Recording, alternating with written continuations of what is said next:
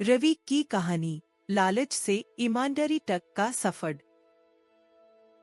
सोचो, एक छोटा सा कस्बा दो पहाड़ियों के बीच छुपा हुआ, जहाँ रवि नाम का एक आदमी रहता था।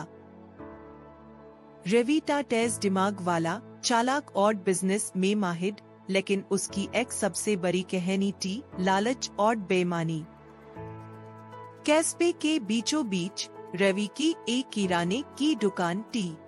उसने धीरे धीरे अपनी कमाई बढ़ाई, मगर गरीब किसानों को धोखा देकर वह टूटी हुई तराजू से तोलता, फसल के बदले कम पैसे देता और कभी कभी महीनों तक भुगतान भी नहीं करता।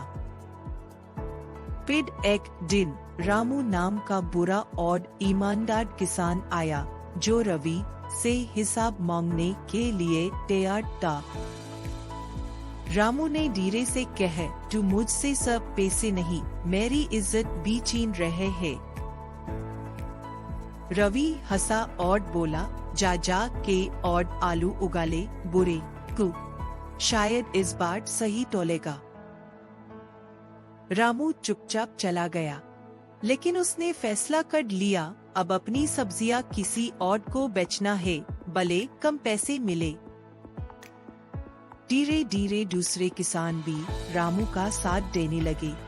रवि की दुकान पर ग्राहक कम होने लगे और उसका व्यापार गिरने लगा। एक साल बाद रवि की दुकान बिल्कुल सूनी हो गई थी। अकेले बात आता तो भी दरवाजे पर दस्तक हुई।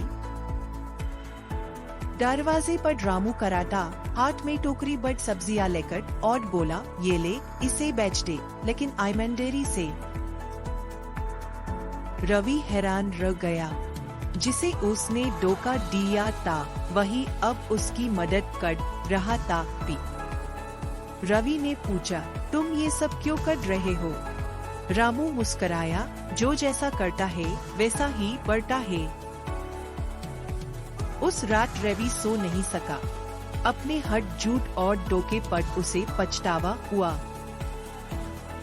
अगले दिन से रवि ने अपनी आदतें बदली, सही तराजू से तोलना, किसानों को सही पैसे देना और सबके साथ इज्जत से पेश आना। धीरे धीरे लोग पिट से उसकी दुकान पर आने लगे और रवि का डंडा पिट से चमकने लगा। और समय के साथ लोगों ने उसे माफ भी कर दिया, क्योंकि अच्छे और बुरे कर्मों का फल जरूर मिलता है।